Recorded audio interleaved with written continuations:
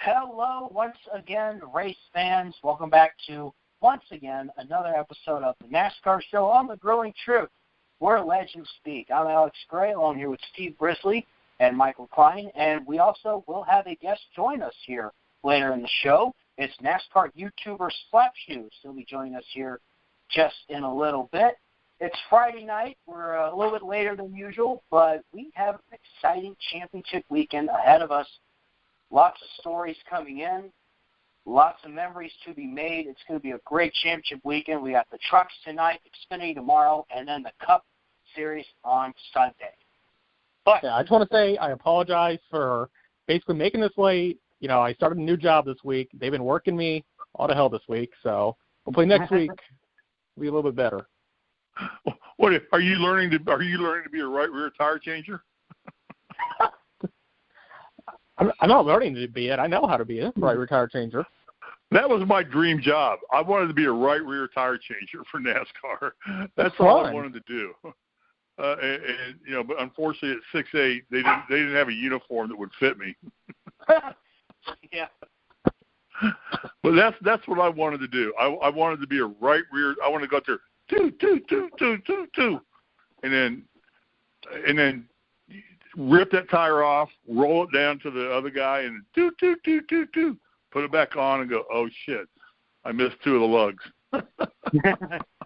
Mr. Harvick, you need to come back in and get those lugs put back on. All right, so let's go ahead and cover the track that's going to be the championship finale host for next year. Pheonix, ISM Raceway. God, don't remind me. We'll get to that. I don't understand that at all, but we'll get into that discussion. Yeah, we'll talk about that just a little bit. I'll cover all three series here real quick. Stuart Friesen getting his second win of the year and his second career truck win as well at Pheonix. He will advance to the Championship 4. In which the Truck Series Championship 4, oh my goodness, it is raining once more. Oh, it's pouring in Miami right now. Yep, I'm looking at it right now. Yeah, we're looking. They're done for the night. They ain't racing tonight. This is heartbreaking. I want to see some racing. All right. So, the Truck Series that, I don't know if it's going to run tonight now. It's not going to run tonight. I'm watching it live on TV. I'm still not watching it. I think you're ahead of mine because right now it's still just going through the Championship 4 promos. Yeah, they should show it like momentarily. But the rain's pouring. Everything happens faster in California. Don't worry about it. It is pouring. Yeah, they're taping up the cars. They're not even. I'm watching them they're just putting tape over the cars, covering them up, and they're done. Now you see it. Yeah. It's pouring. That's the sound of someone's heart breaking right there. Yep. There'll be no racing tonight, sadly.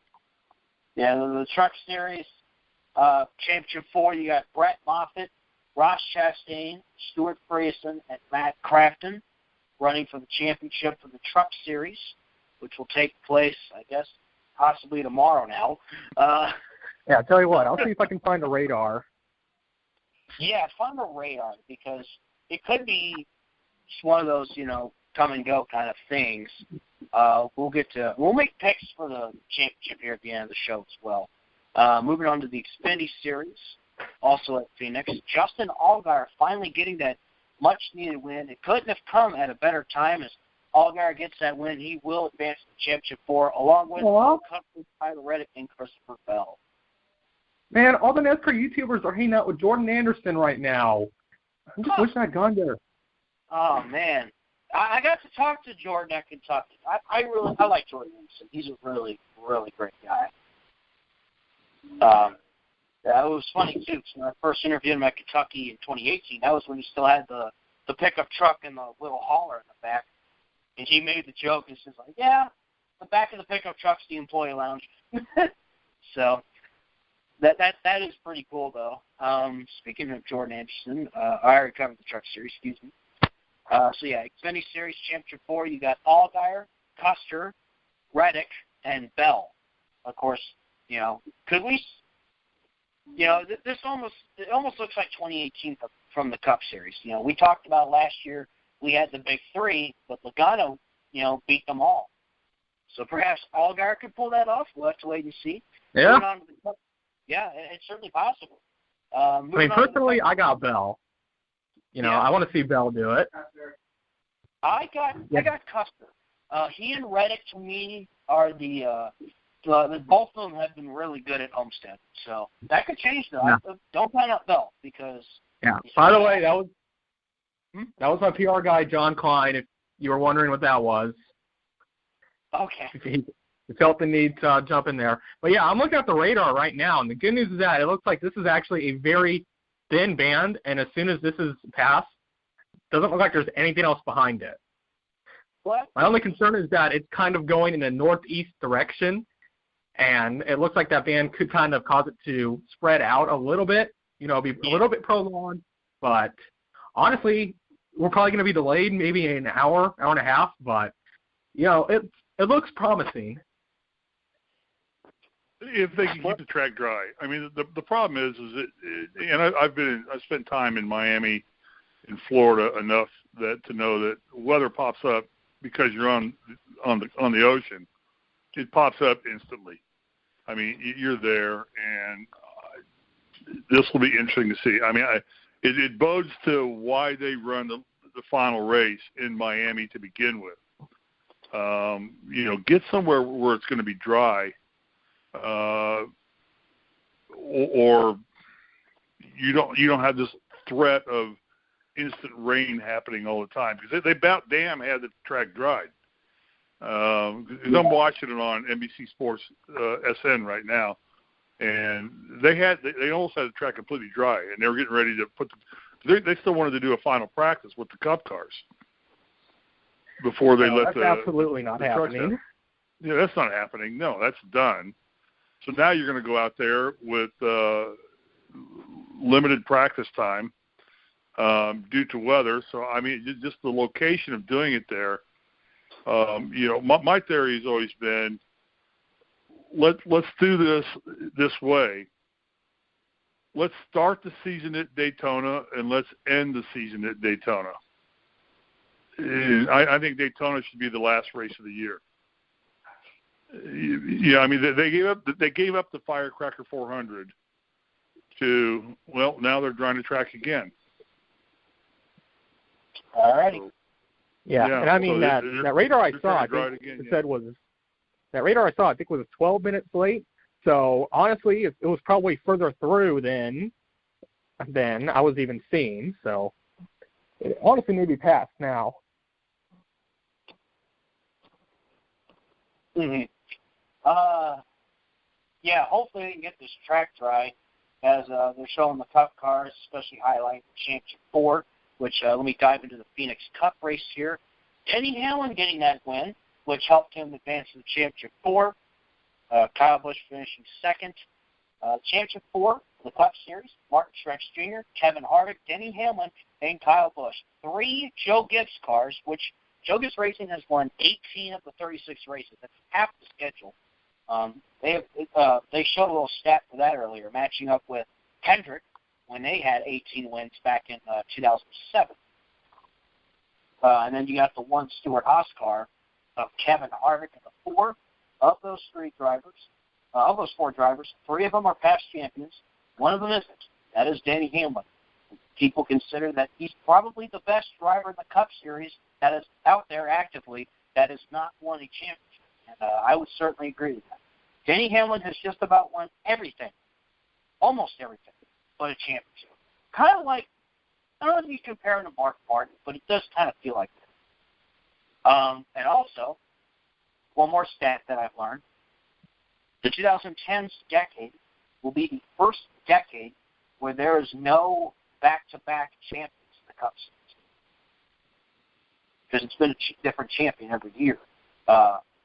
Quickly, 2010, Jim Johnson, 2011, Tony Stewart, Keselowski in 2012, Johnson 13, Harvick 14, Kyle Busch 15, 16 was Johnson with 1-7, Truex 17, 18, Joey Logano, and of course 19 will be one of these 4 drivers. All right, and what's your theory on that? Why does that? I mean, have they just made the cars kind of be like IROC cars? where they're all so even now that the drivers don't really, the engineers really control the car and not the driver. I mean, they're all great drivers. Everyone that drives in NASCAR is a great driver. But is it just the parity of the equipment and the inability, and Michael, add in, please, because you're a driver, that there's only so much you can do with a car anymore, so the cars are also even. Is that why we're having such parity, or what's going on? First off, I want to say with that stat, I feel so old now because it seems like just yesterday that we were watching Jimmy Johnson win them year after year. So, yeah. Yeah. 5 straight. Yeah, Hendrick had it figured out. They outsmarted everybody. Mm-hmm. Yeah, but just to go back into your point, I would say that probably would play more into it, but it honestly kind of creates less disparity really just among the top teams because, for the most part, it's what you can do to a car, but it doesn't really say what you can't do to it. Unfortunately, those smaller teams, they don't have the resources to do that. So, if it was more like IROC, I'm sure you'd see some of the top guys, run up front, and it's raining again. So I don't know where that's going to go. But, yeah, it would probably play into it a little bit. I'm not sure I would say it's like the big factor, just because, like I said, if these cars were truly built equally, you'd see a lot more parity among the whole field. And, like I said, right now it's really just between, 3 or 4 teams. Well, but, I mean, my question to you, Michael, is the money you can spend on your support staff, like engineers, like design mechanics, people, outside of just having a great driver, because they're all good drivers. But still, it takes an engineer to design this car, get it set up right, get it dialed in to where the driver wants it to be, and that's where the difference is, in my opinion. It's not the driver, I don't believe, because I think if I could take a Michael McDowell and put him in, Kyle Busch's car, I think Michael McDowell would win. Yeah, I mean, I would agree with you on that. But like I said, it does go into what you said. It's how much teams can spend. Mm-hmm. I mean, you're seeing with Levine family, they couldn't spend much before this year, really, because they didn't have that Joe Gibbs alliance. Yeah. But now that they have that and they have those resources, you're seeing an improvement in them. And next year, I think we're going to see even more improvement because from my understanding, Gibbs is actually going to be upping how much they give them. Yep. Increasing. Okay. So. Hello? Hello? Hey. This is Slap Shoes. Yeah. How you doing, Slap Shoes? I'm doing all right, man. What's going on, man? I just got off of work, just got done taking a shower, just unwinding. That's TMI. Open a beer. That's TMI. Oh. We didn't want to know you just took a shower. I tell you, since I started my new job, Hey, I need to start buying some beer. On occasion, okay? Okay, I'm in Los Angeles, so I just got out of the pool after swimming 10 laps. So it's 90 out here. Dangerous. Don't catch on anything.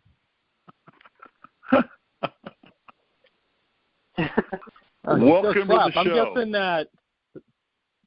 All right, so Slap, I'm guessing you and I probably dodged the bullet not going to Homestead because man, it ain't looking good right now. Yeah, it looks like at least some night hurricane down there right now. Yeah, I'm watching it live right now. I've got it on right in front of me. It's raining again. Yeah, they just canceled final practice, by the way. Looks like we'll have to hope for the truck race tonight. It didn't go off to what, 8 tomorrow, o'clock Eastern, 8 o'clock Eastern time, right? So they've got a chance to maybe get it in, maybe. I'd honestly rather again, see them not just likely. run it late than do it tomorrow morning. They got lights. Yeah, they can run it late. They got lights. Oh, yeah. All right. So we covered Pheonix. We covered who's all in the championship 4. So, by the way... Well, but did it really cover Pheonix? And what did you guys think of Pheonix? I mean, I don't know if we really covered that. I mean, Hamlin wins. Busch finishes second. Well, Blaney's, there's not really much else to cover. Kyle Larson. Yeah, but... And then, Chase Elliott, the last Hendrick car, wrecks first of everybody, which broke my heart. I started watching football after that. The heck with that. Yeah. So, that meme was hilarious, Alex. I'm just going to say that. Thanks. What is going on with Hendricks, guys? I mean, are they just out of – I mean, what's going on at Hendrick? I think Chevy as a whole still has struggled.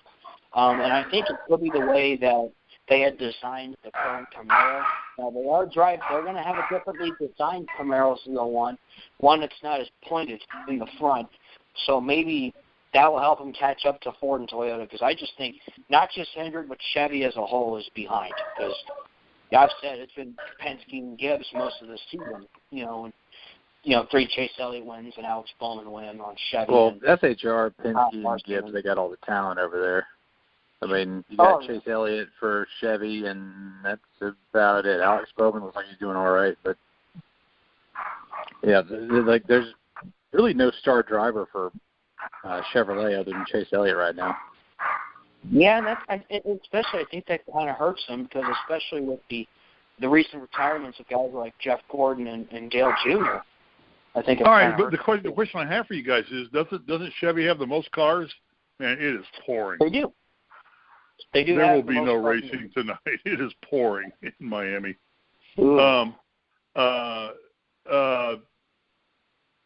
Chevy has the most cars in the field every race, don't they? They only have 18 cars.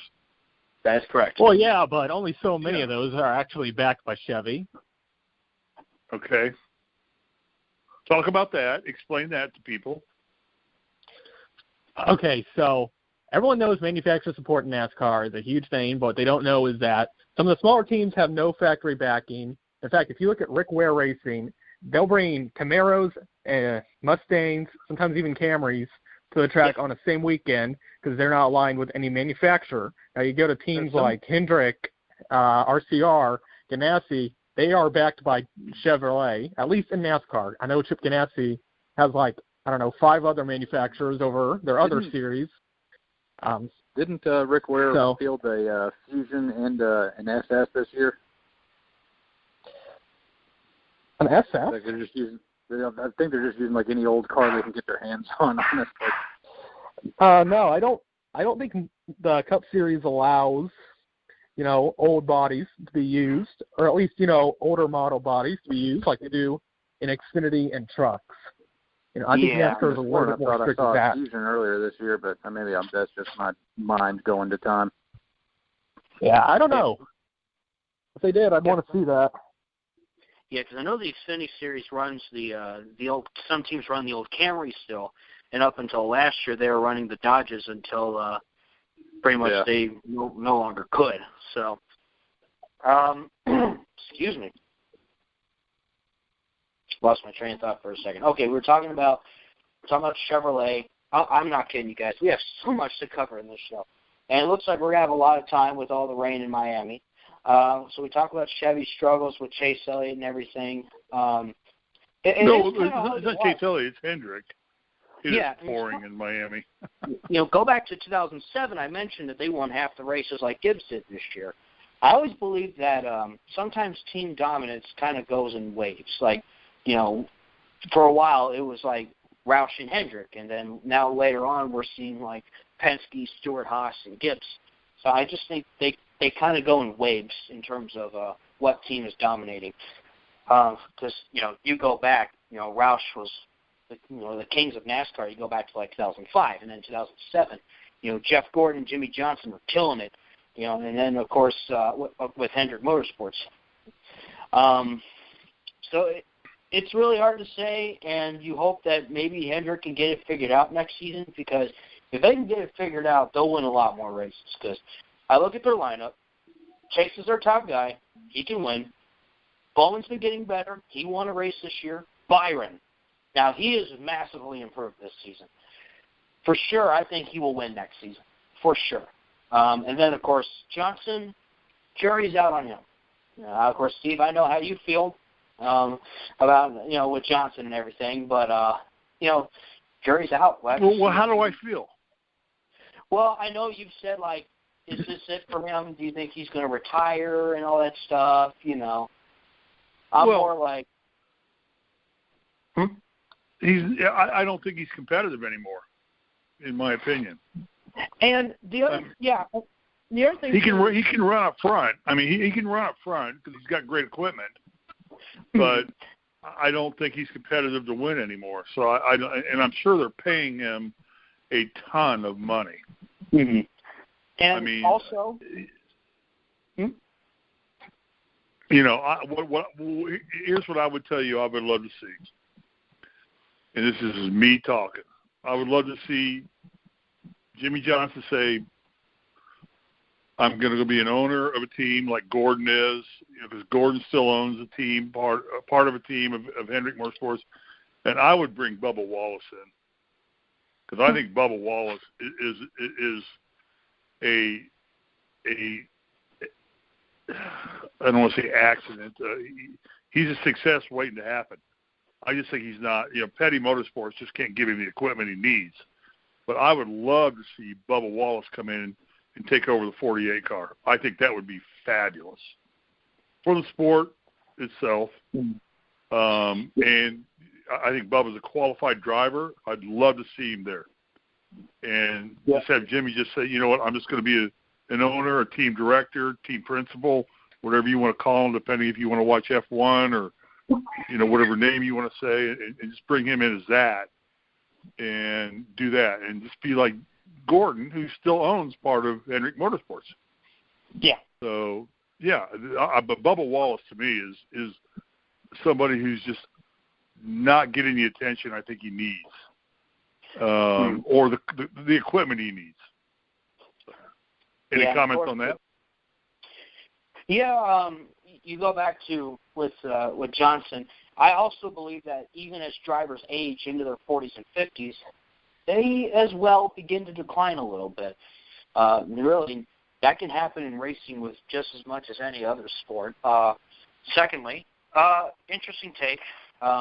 I know Bubba Wallace is confirmed to be back in the 43 for 2020. Richard Bay Motorsports did say that this weekend. I can definitely see where you're coming from. I know a lot of people want to see him in a good ride. Although, okay, Slap Shoes. Let me ask you guys this question: why does your skill sets at 43 decline? You got power steering, you got power brakes, you got top level equipment. Why does your skill sets? I mean, is it just lack of desire? Somebody answer that question. Any one of you guys. I think it's just reaction time. Really, I think that's the big thing that goes. Is that what it is? In MMA. You see that in MMA. If you've ever watched UFC and you watch guys get that's getting punched in the face with a bare fist. I mean, that's a little bit different than getting strapped into a race car with all. A guy like Dan Henderson, like he had like one move his whole career, and that was the overhand right, and everybody knew it was coming. He fought until he's 46. But a lot of these guys, they get to the time they're 40, and mixed martial arts is all about timing and getting into like a rhythm, reading your opponent, and all of that. And when you're in a race car, and you got to get your timing down, your rhythm for the racetrack, and you obviously got to react to people around you and everything. I think when you're competing on that high of a level, every little microsecond matters. And so when that deteriorates just a little bit, it can throw you off your game and mess up everything after it. You see some of these guys get into their 40s and 50s, they'll drop down to the truck series and they'll just dominate, like Ron Hornaday did, like Johnny Benson did. Hornaday, Skinner, Bodine. They still got it, but they just don't have that little bit of an edge to compete at the the very top series. Like if Jimmy Johnson dropped down to truck series, I think he'd win the championship next year. Mm-hmm. Yeah, and here's my answer to that. If I went out to Stefan Johansson's go-karting track and got back in a go-kart, which they have a big man's go-kart, because I'm 6'8", so they have karts for people my size, lengthwise. I feel that I could drive today as I could have driven 20 years ago in the go-kart. I don't think I'd be a little bit out of shape, a little bit to some degree, just because I haven't worked out as much as I should have. But I still think I could go out and run the kart and still know how to hit the corners, hit the turns, hit the marks, and do things. These guys, do they lose that? You guys, as drivers, Michael, you're a driver. Do you start losing that where you find your marks and you start missing them?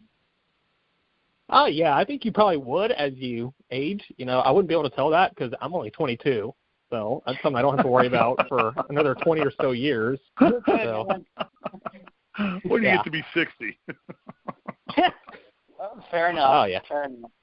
But, yeah, I'm sure it would. And, even with the power steering and everything, you got to think, you still have all those forces acting against you. I mean, you're carrying 4 Gs going into those turns, I think. Yeah, I mean, you have to stay physically and mentally fit to drive, especially a stock car. And, of course, knowing a guy like Johnson who is on his bike a lot, he does a lot. Yeah, I'm talking about he runs marathons. He's on his bike all the time. I mean, I don't know there's a more physically fit driver in NASCAR than Jimmy Johnson. I don't know that there is. I mean, maybe Landon I don't know him Castle personally, Sure. but I would think that there's nobody more physically fit than him, yet he just can't win anymore. So does it boil down to the equipment?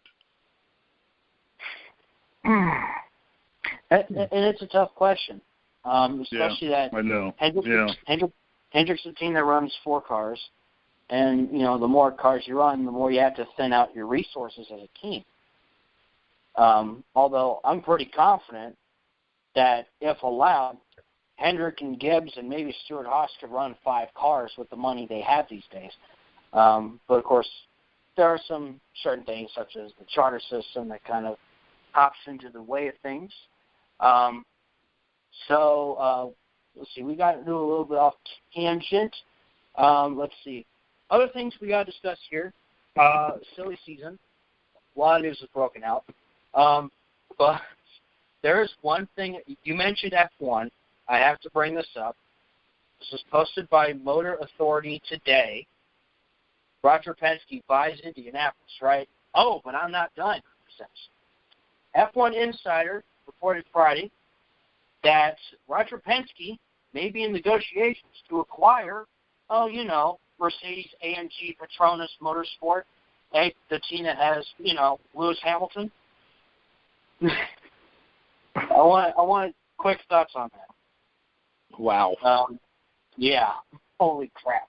What is Penske taking over the world again? Is he going to run for president? Why would Mercedes want to give up their Petronas Motorsports? Why would they give it up? I mean, they're winning everything in the world. He's got 6 world championships under his belt. They've won everything. Why would Mercedes want to give up their F1 Motorsports program? When you got nothing left to prove, why not just sell it and make off like a bandit? Like after you slayed all the dragons, why not just cash out? Who owns Mercedes now? Does anybody know? I think it's just Mercedes corporate, and I actually heard it could be because they don't want to spend much more. They're tired of spending all this money because, you're not the top team in Formula One for free. Yeah. It takes money to make money. Per the report, Mercedes-Benz would make the move to get out of the daily operations of running the team. The company would remain in the constructor business and provide engines to other teams. The report indicated that Mercedes offered to supply Red Bull with its engines, a shift from its Honda engines that it uses. They currently supply to Racing Point, Williams, and its own works team. So, yeah, that's what it's saying here on the Motor Authority article written by Byron Hurd here. So, and it's funny that we talked about Roger Penske taking over Indianapolis Motor Speedway and the possibility that maybe the F1 can come back there. And now there's discussions that he may look to buy out the top team in F1. So just something interesting that I want to bring up with. Just given everything in motorsports. You know what pisses me off about Roger Penske? What's that? He's a member of Augusta National. Oh, yeah, you said that before. Yeah. I mean, he can go play Augusta whenever he wants to. That pisses me off more than anything in the world. I don't really care about the auto racing thing that much. That's fine. That's his world. But, Jesus, I have tried to get on that course my entire life, and I'm never going to make it. I almost got there, because Bob Knight was represented by Coca-Cola, and so close, but it didn't happen. So, boom, there you go. I don't know. That's a good move. I don't think Mercedes should give up their. I don't know. That's a good move. I mean, and of course, this is just saying that he might be in negotiations with Mercedes-AMG Petronas. So, I don't know. It's certainly something we're going to have to keep our eye on for sure. Who knows at this point. Yeah, have you guys, I got a pre-screening of Ford versus Ferrari. Oh, yeah. Michael. Great movie. Great movie. I mean, you guys are going to want to watch this movie. You're going to want to see this movie big time. Yes. We actually it is very well done. Very well done. Mm-hmm. Yeah, me and Alex plan on going to see that tomorrow, actually. Yeah, well, my son works in Hollywood, so and we got a CD to be able to watch it. Nice. And we got a pre-screening of it, so phenomenal movie. It's a limited movie because you got to let the auto racing to watch it. But if you like auto racing, you're going to love this movie. It is very well done. Christian Bale and Matt Damon and the crew do a phenomenal job on this movie. So to everybody who's listening to us, get to Ford versus Ferrari and take a look at it and watch it.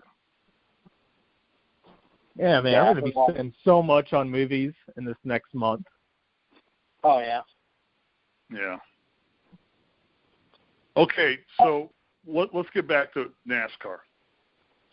The top four. Hamlin, Harvick, Truex, and Busch. Where are we going with this? I mean, are drivers going to step aside and let them have the run of the track? What's going to happen? Slapshot, what do you got? Well, we've seen historically, like the top four, at least two or three of the top four will just run up front and they'll just go all out and they'll try to lead as many laps as they can. And as much as I've disliked this playoff system, the top four usually show up to play, and it's not like one of them or all of them just lay down and whoever finishes like sixth ends up being the champion. Like usually the person who's champion ends up winning the race. So whoever seems to have the dominant car in the first half, if they can keep the pressure up and keep the jets turned on, I think that'll be your champion. And I'm sorry, it's slap shoes, not slap shot. I apologize for that. No, I get called that all the time by all my friends. They're like, hey, slap shot. I was thinking of Paul Newman in the hockey movie, so my bad. Yeah, slap shot. Yeah, I know what you're talking about. Slap shot was a great movie, yeah. I'm not going to lie, I just call you slap a lot. Slap a lot. Slap. That makes sense. No, I mean, I call you slap, most time, not slap a lot. Yeah. Is it good, Michael, that we have three cars from JGR? We have three cars from one team in the race. Is that good or bad or indifferent? I would say I'm more indifferent to that just because, the teams, they've got to show up to their track. It's like Slap said, Joe Gibbs has proven they can do that. So, of course, I think those three teams deserve to be in the Final Four, with the exception of maybe Kyle Busch, because he honestly hasn't really showed up that much since Pocono. But, you know, he had such a huge points cushion that he could pretty much just sleep all playoffs and still make it. Yeah. So that is the one issue I had with it. But other than that, yeah, no, I'm pretty indifferent to it. Yeah, I mean, Jugger's Racing has proven that they have been the team to beat this season. They've been by far the best team. All 4 drivers have won. They, you know, they've won half the races this season, which is just incredible. I mean, absolutely impressive. Between Hamlin, Truex, Busch, and then went by Eric Jones at Darlington. So, I mean, they've proven to be the team. And, you know, I could say that last year with Stewart-Haas Racing. You know, I could have said that in 2007, 2008 with Hendrick, 2005 with Roush, as I was pointing back to earlier. So, okay. Yeah. So Slap, does equipment, the car you're driving, does it matter that much what equipment you're driving? I mean, versus a Camry or a Mustang or a Toyota or a Camaro. Does the equipment matter that much to these guys? I'm not sure it does. I think it's just about kind of how you prepare the car. I mean, we saw last year Stewart-Haas really figured out something with the Ford Fusion, and they were just laying people out last year. And now, you know, Furniture Row with Joe Gibbs' support last year was doing really, really well too. And then Truex goes over to Gibbs proper, and he just does just as well. I think it's just, you know, what kind of team can put the time and money into a car and figure out how it needs to be set up with, especially with this new package that we got. I think it's more about the team and who can figure out how to work with the package that they got rather than manufacturer support. Okay, so here's my next question. Doesn't NASCAR try and negate that to where you have to go through the templates, you have to go through inspection, and they try and standardize everything? Do they not try and do that? Or explain that to people. Should, like, NASCAR go down to, like, a cup or a spec series like IROC or something? Well, that's kind of what it is, basically. In my opinion, that's kind of what it is.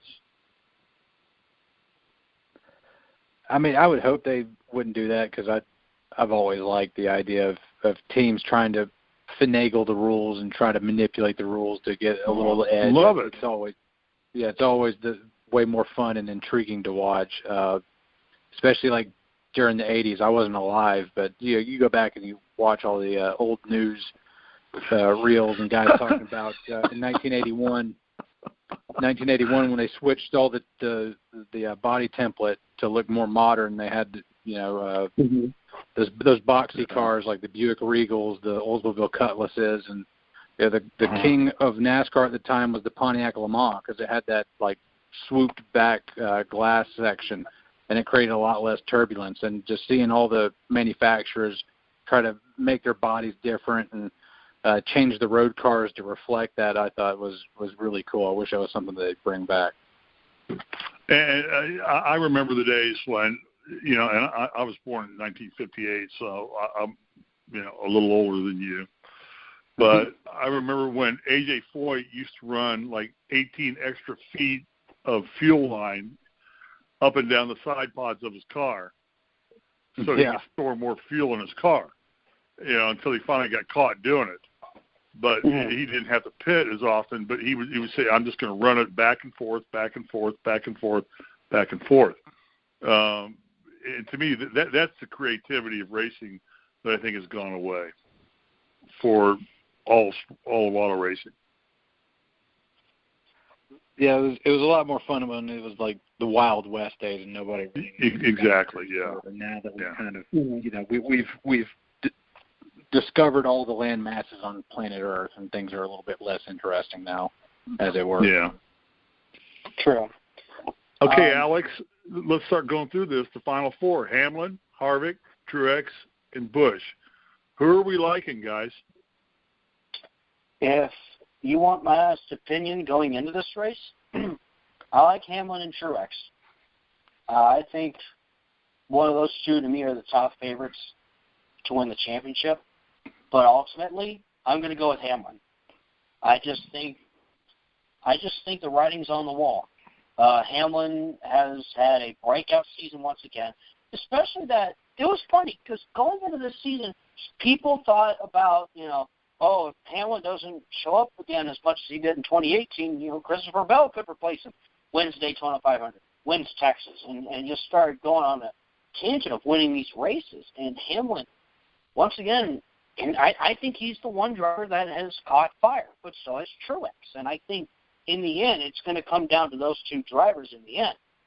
Sure, you don't count out Kyle Busch or Harvick, but again, Kyle Busch hasn't really shown up as much in the playoffs, although he's had the points to advance. Right now, I like Truex and Hamlin. Okay. What about you guys? I'm the only one who's going to say this, but I got Busch. He's known for, coming out of nowhere when people think he's out. So that is true. This kind of seems to be his dream scenario, to be an underdog coming from behind. And out of the four we have right now, he's definitely underdog with all. So yeah, I mean, look at I'm going to go with it. I personally want to see Truex do it, but I'm going to go with Truex. I think he's far and away probably the favorite after finishing second last year. Hamlin, I just have this lasting just feeling that I think he's going to choke at some point. I've thought that all playoffs that he was just going to choke, and maybe he's saving that up for last. But if he chokes, it really wouldn't surprise me. But again, if he did win, I mean, like you guys said, it's been his year, so that wouldn't terribly surprise me either. So I'd say Martin Truex Jr. pretty far and away, and then right behind that be Denny Hamlin, and I think Busch and Harvick kind of have the same odds going into this, unless they find something and can go out there and just smoke these guys and really lay them out. I don't think that they're going to have a snowball's chance out there. Yeah, man, I'm going to go with Harvick. He's a sneaky little shit, just like Niedermeyer. If you haven't seen Animal House, you won't know what I'm talking about. No, I haven't watched that one yet. I really need to.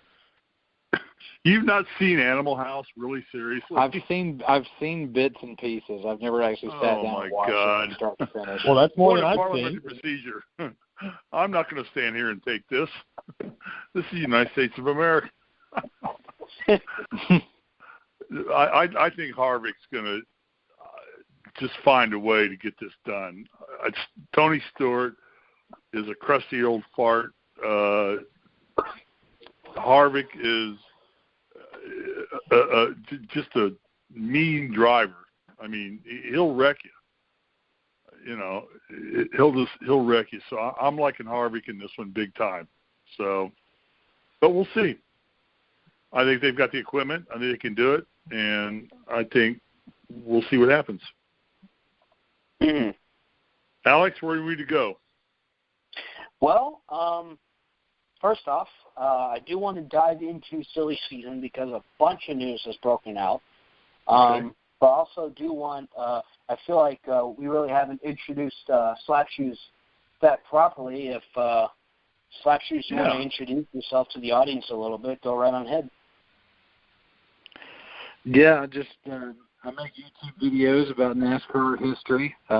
Started really just last year, and the whole thing just took off, and so then I just started making videos about as fast as I could, juggling a full-time job, and then YouTube on top of it. And there was just a few things that I thought were just little tangents that I wanted to go off on, like Airbase Speedway, the ghost track, that other people were really intrigued by it. I've just been blown away by the whole thing, and got a new video coming out tomorrow. It's my first sponsored video about the greatest championship battle in NASCAR history. I'm really excited to have that come out, and I'm playing on this whole YouTube Which one thing. is that? What is that? 79? 1992 Hooters 500 in Atlanta when it came down to 6 guys mathematically still in it. Kawicki? Is that when Kawicki won it? Yep. Yeah. It's going to be a pretty cool day for NASCAR YouTube tomorrow because not only do you have that, you also got Brock Beard's 3 before February coming out tomorrow. Oh, yeah. Mm-hmm. Yeah, it's going to be a stacked lineup. Yeah, so, Alex, as soon as we get back from seeing Ford versus Ferrari, we're going to have to binge on that, I guess. Oh, you know the thing that disappoints me the most about all this whole thing is I can't find a Martinsville hot dog anywhere. I have called Martinsville Racetrack trying to get Martinsville hot dogs. See, I just got to, because, you know, I mean, I live in California, so I'm 2,800 miles away. But I'm like, can I buy a pack of Martinsville hot dogs? Oh, no. We only sell them when you're here. So, sidebar. All right. So, yeah, the Airbase Speedway video, I absolutely loved how you did all that. And, you know, I've certainly never even heard of it until you brought it along. And I certainly loved when you actually went out there and, like, showed where everything was. That was just really intriguing because that's like a piece of almost forgotten history. Definitely, those of you listening, check out S1apSh0es' channel. Yeah, I found that when I was on vacation in Japan, and I was jet lagged so bad I woke up at 2 o'clock in the morning, and I was just looking for something to kill time, and I just logged on to Airbase or RacingReference.info, found Airbase Speedway. I was like, what in the world is this? Greenville, South Carolina. How come I've never heard of this speedway before? I did some research out there, started writing the script there at like 2, 3 o'clock in the morning in Japan, and the rest was history. Yeah, you know, not gonna lie, Slap, dude. Seeing that video, you know, it also made me kind of remember this one track, you know, near where me and Alex live. It used to be called Dayton Speedway. It used to be a huge track in the motorsports scene, and one day it just kind of shut down. And yeah, Dayton, Ohio, and it just kind of fell into racing history. And right now, I don't think anybody knows, you know, really what's become of that land. So that'd also be something cool. I may like to research used to be like for the that. Triple Crown of like high banked short tracks. That Winchester and Salem. Those were like the big 3. Like if you were in ARCA or you were in IndyCar back in the day, those were like the 3 short tracks that if you won there, you were something, you know. Mm-hmm. Yeah. When does Eldora fit in that category?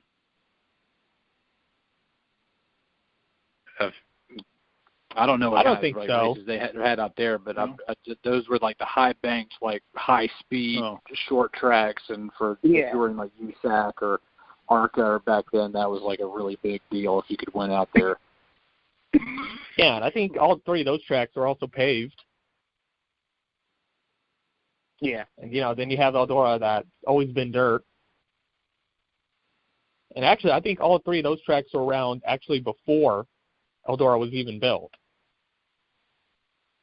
And, you know, also when you remember when Eldora was built, it was just a quarter-mile dirt oval, so. True. You know, it wouldn't become that half-mile high-bank behemoth that we know now, you know, until I think it was the 60s that they converted it to a half-mile. Yeah, it kind of reminded me of when I was a kid, when I first discovered, I used to live in Louisville, Kentucky, and I learned about Louisville Motor Speedway and how the truck series ran there from 95 to 99. And I even found the site of where it was. Of course, now a bunch of commercial buildings now sit there, of course.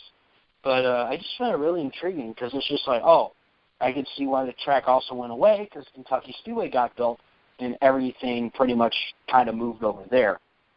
So it kind of brought me back to that as a kid when I first learned about Louisville Motor Speedway. Of course, you know. It's funny. They actually just had Kevin Harvick talking about him and Ron Hornaday running there on the final practice there. So. Yeah, I remember that, which is kind of cool. It makes me want to, like, if I ever bump into Kevin Harvick, I'd like to ask him about that track because he has ran there, especially the veterans that are now retiring have also used to ride at that track too. So, with that, you guys want to hop into silly season and see if we can tackle what we can tackle? Yeah. Let's do it. All righty. Well, the big one, and I think it was kind of looming, kind of the inevitable, Cole Custer will officially move to the number 41 for Stewart-Haas and Cup next season. He will run for Rookie of the Year. He is replacing Daniel Suarez. Suarez, of course, Tony Stewart has said before that he likes Suarez, and they were working to keep him.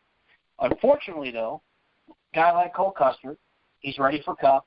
He was ready to move up, and it was one of those, like, you have to do what's best for business. There has been a rumor of Suarez potentially going to RCR next season. Something about driving an Xfinity and a third part-time Cup car potentially. And I hate it for Suarez, obviously. I know he missed out on the playoffs. But, I think Michael pointed this out to me in text yesterday or the day before.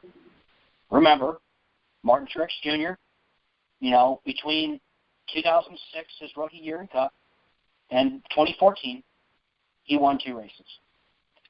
And he kind of broke out 2015, 2016, and won a championship in 2017. So it's certainly not over for Suarez. No way. I'm very confident he'll have a ride. Whether it's with RCR or somebody else remains to be a mystery. What are your thoughts on this move? Like I said yesterday, it's awesome for Custer. He's definitely ready for Cup, but, it sucks for Suarez. But, I do still believe Suarez is a great driver. I think he's going to find something, and he's going to fight back. Oh, yeah. I think Suarez is a very talented driver. I just think he was brought up to Cup a little too soon. Remember, that was a whole last-minute deal when they brought him up, when Carl Edwards announced his shock retirement. Yeah, because I was thinking to myself originally before that happened, I was thinking, okay, Jones will probably, if Jones will probably be in the 77, move to the 20, and then Suarez will be in the 77 for 2018. That was my original thought back then. But then, of course, that happened. So, okay. Suarez won the Xfinity Championship in 2016. So, yeah, I just think Suarez is a guy who was brought up too soon, but I still think, like you said, Michael, I still think he's a very talented driver. And he's just got to show that.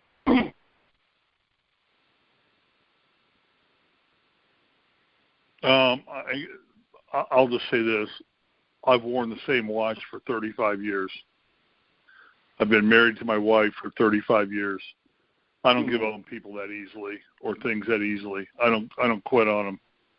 You just dial them in, retool them, and get them brought back into shape. And we'll see. I mean, I don't know that Cole Custer is any better driver than Daniel Suarez. I don't know that. I mean, because they're running at different levels of racing. And Suarez has had good runs recently. He's had some really good runs. And it's a money game. So maybe Cole Custer's coming in with a sponsor and bringing some money into the process and going to be able to fund a team or get a team funded. But Daniel Suarez has done a hell of a job. And I don't know that I would quit on him this quickly after just 1 or 2 years. So that's just my opinion.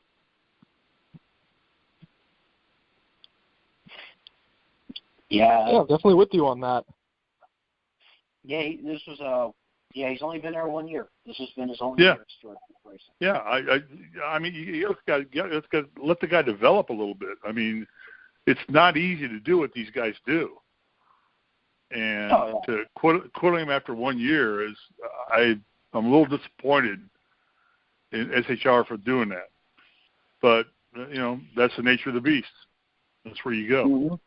Yeah, apparently that was mainly Gene Haas's decision because, if you'll remember, Gene Haas is the owner of the 41 car, Yeah, I think Stewart is the majority owner of the other three, but the 41, I believe, is funded by Haas alone. Yeah. Yeah. No, And, like you said, Stewart even said he wanted to keep Suarez in, but when it comes to that particular car, it's Haas making the call. Yeah, exactly. Yeah. And Haas is over in Europe running F1. He's not even really worried about NASCAR. He's got his 2 F1 cars running over there, which wreck every lap. First out, Haas 40. The first 2 Haas cars are out. First wreck. So I don't know. I wouldn't have quit on Daniel Suarez this early. I just said give him a couple of years to develop and drive and get the feel of it and get going. I don't know that Cole Custer is going to do any better. It's a crapshoot. You don't know. So, Michael, you can address that better than anybody because you're a driver. When you got an opportunity to take a seat, you take the seat. Yeah. Yeah, no. Any offer I get, I get, I look at it. Yeah. If I hadn't done that, I wouldn't be driving for my midget team or, be hooked up with the truck team and ARCA team I'm talking with. Which, by the way, we are trying to put something together for next season. It's just all going to depend on funding. I'm just really surprised that Cole Custer didn't end up moving to Go Fast Racing when they announced their partnership with SHR. I thought that was like a pretty much a lock, done deal, but I was honestly kind of surprised to see him boot Suarez in favor of Custer. I knew they wanted to move Custer up to the Cup Series before other people started talking to him, and he started reevaluating his position with SHR. But I thought maybe Go Fast would move to two teams and keep Corey LaJoie, but to keep Corey LaJoie in that car with SHR support, it's good. It's great for Corey. He's a good guy. I think he's a guy that a lot of people sleep on too. That's never really gotten a good shot and decent equipment. But yeah. Okay, Slap. So let me ask you this question: unless you're with one of the big 5 teams, do you really have a chance to win a race? Unless it's Talladega or Daytona, where outside of those tracks, other than when you're on one of those tracks, other than that, if you're not with one of the big 5 teams, do you really have a chance to win a race? Not really, unless you got like some sort of you get their cars prepared by them, like Blaney won with the Wood Brothers when they started getting their cars prepared by Penske. Yeah, and they saw like a big market improvement with that team. And so I think they became one of the big 5 teams. Yeah, they went with Penske, which is one of the big 5 teams. So they basically. But I talked with the number 95 team, Levine Family Racing, their crew chief at Bristol, and he was basically like, yeah, we get Joe Gibbs equipment, but it's not the A grade stuff. No. They're getting like B minus grade stuff. So when you see some of these guys in the Wood Brothers and with Levine Family Racing and hopefully with Go Fast Racing in the future, they're getting like at best B+ material. So if you can see a guy really perform well in that and start running and ripping off top 5s and stuff, that's the guy you got to look out for because he's coming for one of those top Power 5 rides. Mm-hmm. Yeah, and he'll get moved up, and that's where Daniel Suarez gets booted out. Right. So if Daniel Suarez can go to Go Fast, if the Go Fast goes to a 2-car team, which is an idea that's been floated out a few times, I don't think that's going to happen. But if he can get that right with Go Fast or Wood Brothers have been taken with Matt DiBenedetto, but I think that's where he can really shine. And once he starts ripping off some top 5s there, I think he'll get a Power 5 ride in time. He'll finish 15th every race. He's a good driver. It's an unfortunate situation for Daniel Suarez. because I liked him as a driver, and I thought he was doing very well at the end of the season. I thought he was running strong. He was up in the top 5, running strong, and there you go. Now he's gone.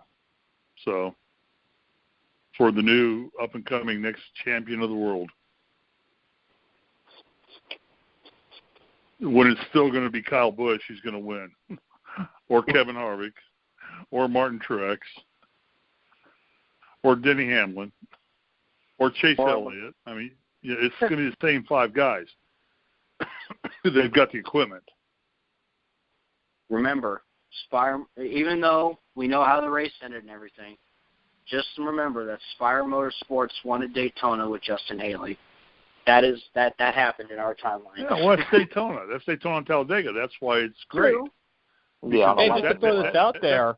Those are the 2 races those are the races that put you out there and say money doesn't matter. It's just being in the right place at the right time, in my opinion.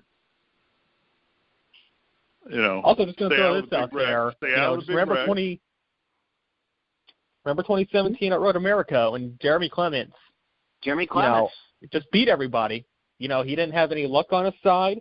He has one of the most underfunded teams, and he still beat everybody.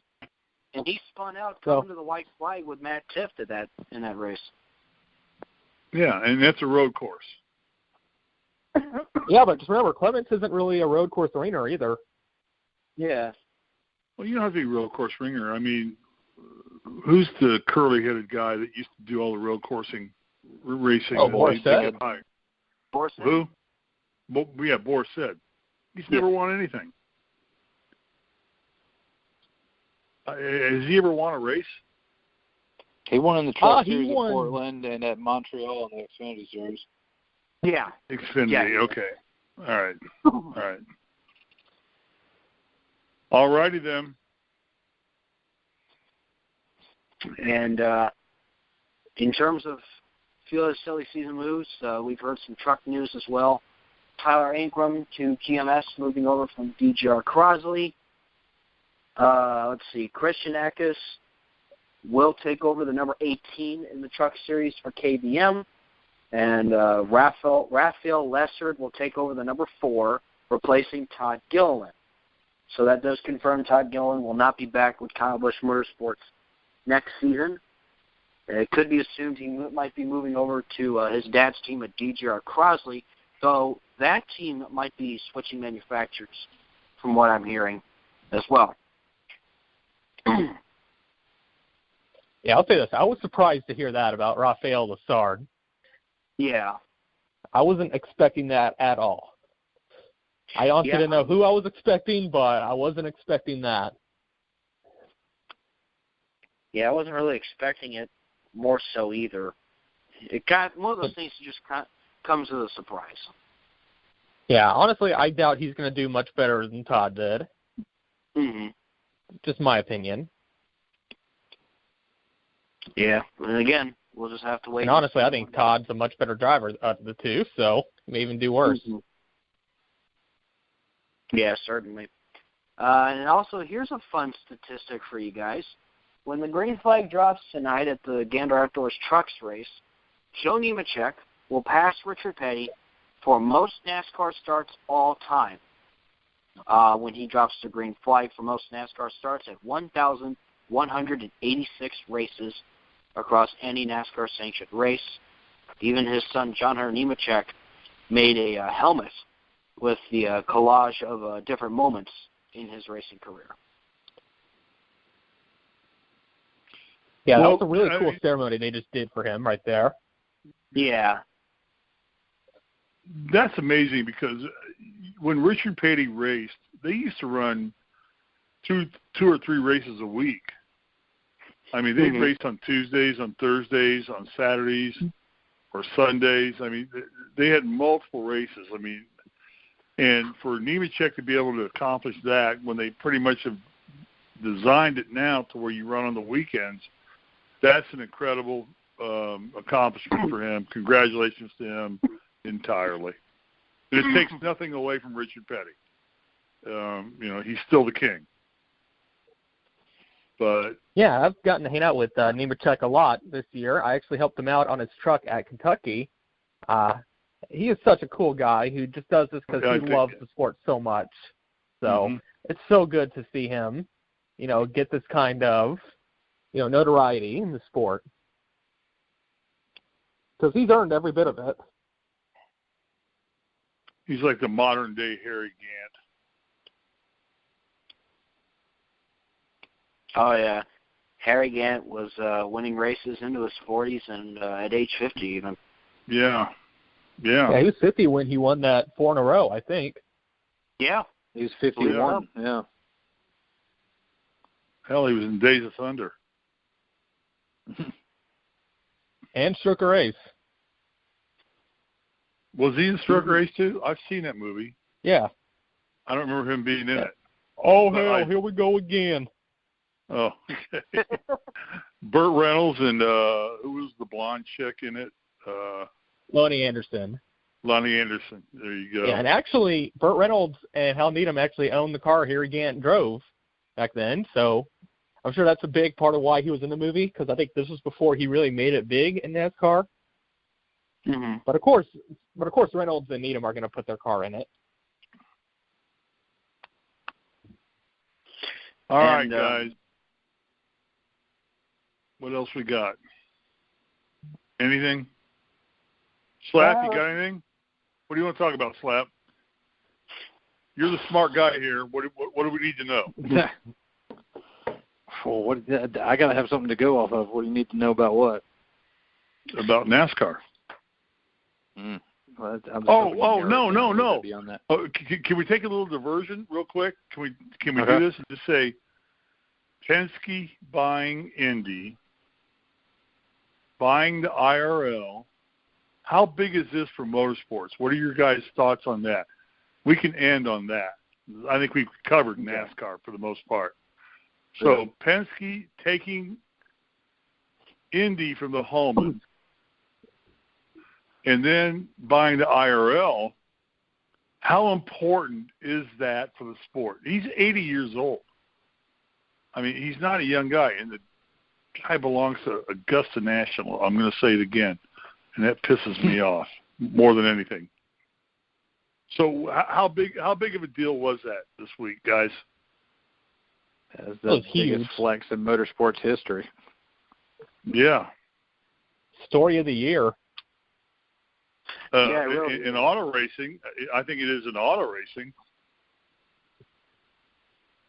Yeah, I'm surprised it hasn't taken off in the business world. I kind of keep my ear to the ground in business stuff, but to have one guy come in and buy the biggest sports arena in the world, and then the big touring series that comes along with it. I mean, that's up there with buying out Walmart almost. It seems like. Yeah. Yeah. Oh my gosh. Yeah, this is huge for really auto racing in general. I mean, as I said before, I kind of felt like that Roger Penske is kind of like the godfather of motorsports. He's kind of done it all across, open wheel, stock cars, and even V8 supercars. He's just done it all, and he's just adding more icing to the cake, it seems like. All right, well, let me ask you guys a question. Everybody chime in. Should he be running cars now that he owns the track, or should he just sit back and just run the track? Well, I know Tim Cindric is going to start operating the IndyCar team a bit more, from what I've heard. Okay. Slap? There is a little bit of a conflict of interest there. When you have a guy who owns the racing series and the dominant team at the time in that series, it is a bit of a conflict of interest. Dana White over in the UFC, he used to be Chuck Liddell's manager and president of the UFC, and he had to step away from Chuck Liddell because of the Fertittas who own the UFC is like, we got you this job running our fight company, but you got to part ways with the big fighter you got, because obviously people are going to be thinking you're playing favorites. And so it'll be interesting how that happens, and hopefully we can avoid the legal kerfuffle of somebody like Andretti saying that, oh, Penske cars, they were illegal, but they were allowed to race anyway, and they won all these races, and that's, a conflict of interest and to take them to court. I don't want that to happen. So hopefully he creates some separation between himself and his race team and all of his, owning the IRL and all that, so that there isn't that conflict of interest. That's the only thing that worries me about the whole situation. Yeah, Michael? Yeah, I would have to agree with Slap on that, while I think Penske buying the series is great just for the series, it can create a conflict of interest, with his team. I mean, just because he owns the series, the track. Oh, sorry, had a sneeze that didn't come out. Okay. It does open the door for favoritism. I'm not saying that's going to happen. I'm just saying it does kind of seem to open the door for that. And I'm not going to sit here and say he shouldn't, continue to own that team. I'm just saying maybe if he took a lesser role within the organization, which, like you said, he apparently plans to do, I think that would kind of reduce that risk. It's just one of those things I think we're just going to have to kind of wait and see how it plays out. Is this a good thing for IMS? I mean, can Penske make it better than the Holmans could do? I think so. It's definitely possible. I mean, if he can bring F1 back, I mean, I would love that. Oh, yeah. I think it would be huge if they could bring F1 back to Indy. Yeah, and bring the 24-hour race and lights to the track. Yes, lights. I would love to see the Brickyard 400 at night. I thought I read something somewhere that he was looking at putting lights on the track. Yes. Yeah, that's probably going to happen. I mean, I think that's in the works, that he's going to light up that track to run at night. That would be so awesome. Which gives you so much more opportunity to do different things. I mean, I think that's the greatest thing that's going to come out of this. And the other thing is, the question I had for you guys is, they're talking now about, he's talking about it at Indy, but more and more is coming out, double headers at NASCAR races where they're going to run like a road course one night and a oval course during the day. What is your guys' thoughts on that? Have you heard anything about that? Or, I mean, I've read about it just a little bit, but is there a reality to that? I haven't heard anything about it. I mean, I haven't heard anything of it. No, it's in the thought process. Yeah, I mean, it's not going to happen next year, but you're going to go to, like, say, Charlotte or Indy, and you're going to run a road course at night under the lights, and you're going to come back the next day and run the oval. Is that a good thing or a bad thing? I mean, I think it's a great thing. I think it'd be a great thing too.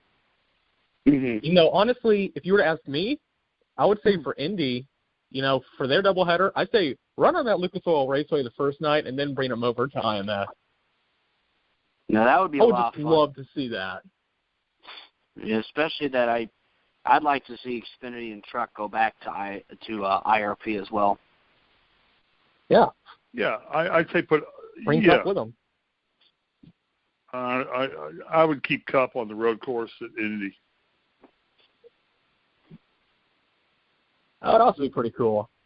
I'm not gonna lie, it would be cool if they brought Cup to Lucas Oil Raceway for its own standalone weekend, and then you go to IMS, you do the doubleheader, you run it on the road course, and then you run it on the oval. Mm-hmm. I like that's just my idea that he floated last year.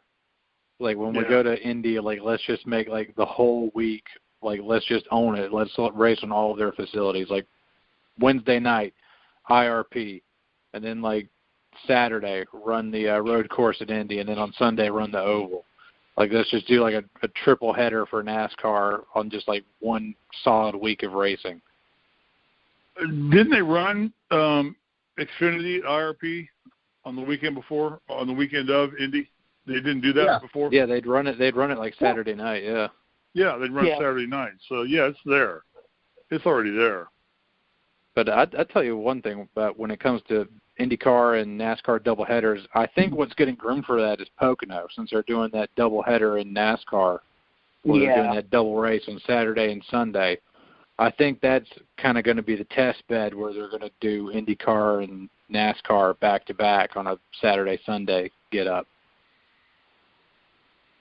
Yeah, well, I think Penske wants to try the same thing, doesn't he, at Indy? He wants to try and do the same thing.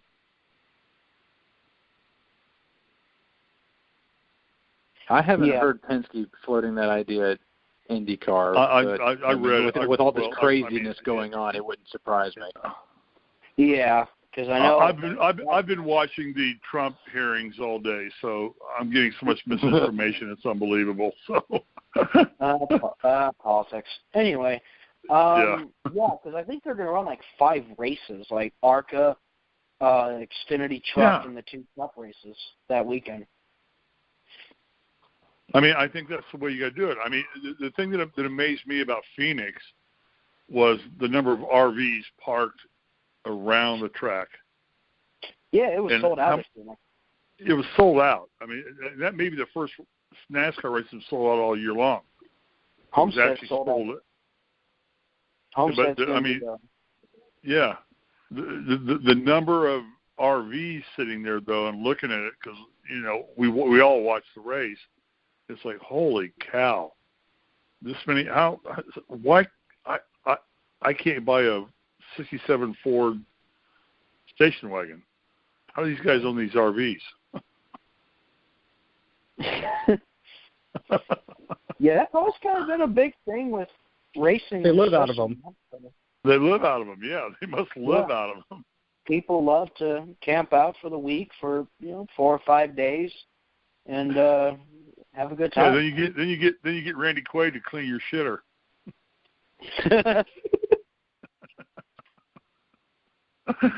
Okay, I'm trying to remember. Randy Quaid is the one from Days of Thunder, right? He was in Days of Thunder, but he was in Christmas Vacation. Okay. That's when he cleaned his shit. Yeah. Yeah, I don't know. I always get Randy and Dennis Quaid confused. Yeah. All right. We're rambling. We're going on. Who you got winning this week? I got Kevin Harvick. Well, I was wondering if, because we could probably make our picks for who we think is going to win the championship for all 3 series if you guys want. Yeah, since the Truck Series is at least getting delayed until late tonight. No, it's not even on TV anymore. I'm watching a basketball game now, so it's not even on TV. Oh, they're still chatting on FS1. Oh, they're on FS1? Right. Yeah, Truck Series runs on FS1. So, if you want, I can go ahead and start. For trucks, I think it's going to come down between Moffitt and Chastain. And I think that Ross Chastain will complete a storybook season and be crowned the Truck Series champion. In Xfinity, I think I'm kind of torn between Reddick and Custer in terms of who I think's performed real good at Homestead. Obviously, all 4 of these guys really have a great shot at winning the championship. I'm going to pick Cole Custer to win the championship for the Xfinity Series. And for the Cup Series, I guess I kind of leaked it earlier, I'm going with Denny Hamlin. So Chastain, Custer, and Hamlin. What about you guys? Okay, so kind of like you, I think it's going to come down to Moffitt, Chastain, and, of course, I think Friesen's going to be in the mix. I just don't know if he's going to do as well. Out of the 2, I got Moffitt. He's just way too good on these mile and a halves, and he always seems to be able to close these deals out. So truck side, I'm going with Moffitt. Xfinity side, it's going to be the top 3, I think, battling it out all day. But in the end, I got Bell doing it. Because Bell seems to be able to run where neither of them are able to, and he's able to do it well. So I think that's kind of going to give him and Reddick that advantage. But my gut's telling me Bell goes for it. And, in Cup, like I said, I also think I touched on this earlier. I got Busch kind of sneaking up out of nowhere, coming to get that. All right. Slap, what do you got, buddy? In the trucks, I want Ross Chastain to win just because that'd be like a perfect storybook ending. But I'm probably going to lean towards Brett Moffitt winning it again. Just he's been doing really well all year. He didn't really have – he's not been that flashy, but that's kind of his modus operandi here lately. For the Xfinity Series, I think Christopher Bell, I mean, he's odds-on favorite. Tyler Reddick's been looking really good too. I think it's kind of a coin toss between those two guys. And said earlier, I got this sneaking suspicion that Hamlin is going to choke at some point, but I'll lean towards Martin Truex Jr. to win over there. All right. Okay. And I've got Chastain in the trucks. I've got Bell. And then I think Harvick's going to pull it off. I just think that guy, he's a sneaky little shit. He's looking for closer. He's the closer. Yeah, no, I mean, I wouldn't bet against Harvick. I wouldn't. I mean, I just think Harvick's going to figure out a way to get this done, and Tony Stewart's going to figure out a way to get this done. He's got 3 championships under his own belt, and I just think he's going to figure out a way to get this done. And, so I'm going to go with Harvick.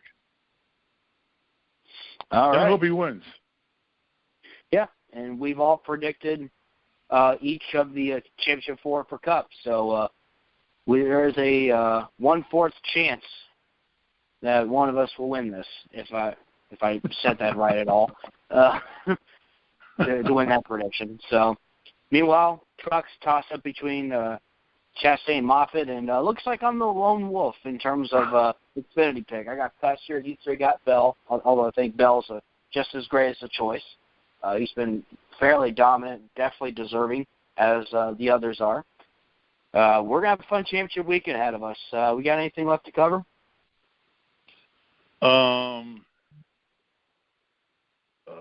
Let me see. We can talk about have you guys seen The Art of Racing in the Rain? Yeah. Well, I know in the past what they do sometimes is for road courses, they'll put on the rain. It's a movie. It's a movie. Yeah, The Art of Racing in the Rain. Art of Racing in the Rain is a book by Garth Stein. They turned into a movie, which is one of the best. If you're a racing fan, you've got to watch The Art of Racing in the Rain. I misheard you. My apologies. I mean, you've got to see that movie. Anybody else like it? Anybody else like it? Oh, yeah. I own it. I mean, we just bought it. And yeah, Bob, you seen it? No, I have not. Yeah, I've watched it 3 times, and I've read the book 3 times, and it's pouring in Miami. They're not getting anything done in Miami tonight. They're done for the night. Oh, boy. Well, yeah, first thought movie, I don't cry very often, but I was close to during that one. Yeah, I mean, the book is actually better than the movie. But that's generally always the case. So, because, you only got so much time to do a movie. In a book, you can write your own book. But anybody who's listening to us at this point, you're idiots for listening to us this long into this show. But I would get The Art of Racing in the Rain by Garth Stein and read it. And then you can rent the movie. It's out on iTunes, DVD, wherever you want to get it right now, and take a look at it. It's an incredibly great movie, and it involves racing. But the story's not about racing. It just involves racing. So it's a great movie. Mm-hmm. All right, and I got paid nothing for that, so there you go. It's just that good. It is that good. It is. And, I just saw it. I think it's a 20th Century Fox movie, so, heck, we may see it come out on Disney Plus here soon. Yeah. My son works for Disney Plus. Really? Yeah, he's making you ever heard the show The Mandalorian? You ever heard about that? Well, he works on The Mandalorian? Yep, he's working on The Mandalorian. Oh, my goodness. He's been That's on it awesome. for 2 years. Yeah, he's actually got a role in it at some point. Wow, so we're going to have to watch for that. Yeah.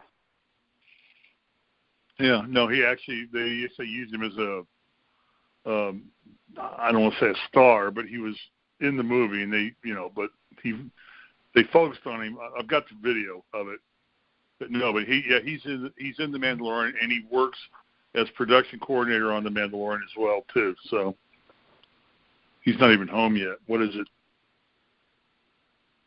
Yeah, he won't be home till 9 o'clock because they film all night. So they're in the season 2 right now. So and getting ready to fire up season 3 cool. right after that. So The Mandalorian. Yeah, we watched the first episode a night ago, and so the first episode. So yeah, I tell you what, we need to try to get Robbie Lyons on here just because he could talk with you forever about Star Wars. Oh yeah. Yeah. Trust me, I'm a Jedi. Same here. Yeah. I am a Jedi Disnerd weeb. Heck yeah. Yeah. No, but he's doing The Mandalorian. So.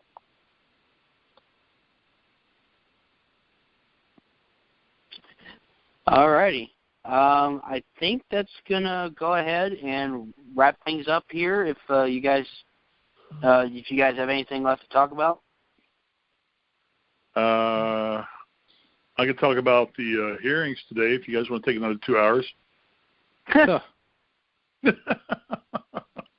Yeah. Okay, just to add on to this, I think that rain you saw was a replay. Looks like they're about ready, and Epstein didn't kill himself. Epstein didn't kill himself. Right. Yeah, now it looks like the track's getting ready to dry. They look like they about got it dried out. Yeah. So maybe we'll get some racing tonight. Yeah, stay tuned for the truck race, the Ford EcoBoost 200. There you go. Mother Nature just wanted us to get the podcast in. There you go. Exactly. And we took a 30-minute podcast and turned it into an hour and a half, as we usually do, because of me. No problem with that. Like I said, we had a lot to talk about in this show. We had a lot to talk about. Yeah, and we'll be when are we coming back on next week? We come back on next Wednesday again. Can everybody be back on? I think so. And, I'll try. Alex, you can be on. Matt, can you be on?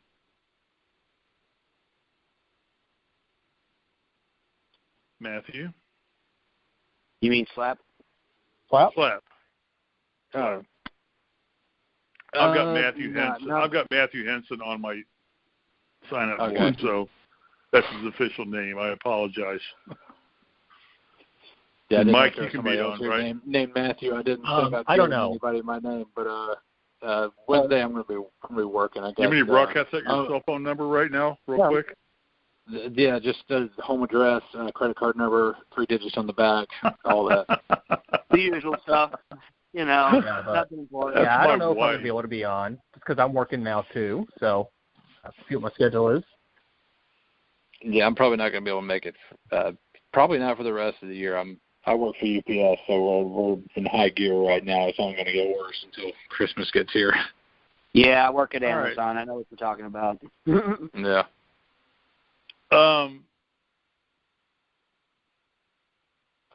Michael, one last thing. What is your racing situation right now? What are you doing? Okay, so right now we're working on getting funding to go to the Chili Bowl. We may have found something for that. We don't know yet. Right now, I've been talking with John Pittman Racing, and right now we are talking about running a limited late model at Hickory Meadow Speedway, along with a possible run for the ARCA Minority title. I'm not sure if that's going to happen. We're going to try it. It's only 7 races, so we figured might as well go for it. Okay. There you go. Alex, get us out of here. All righty. Champions will be decided the next 3 nights. Thank you guys so much for listening to this weekly edition of the NASCAR Show here on The Grueling Truth, where legends speak. Thank you, Michael Klein and Slapshoes, for joining us. From them, Steve Risley, and myself, Alex Gray, we're signing off, and we'll see you next time.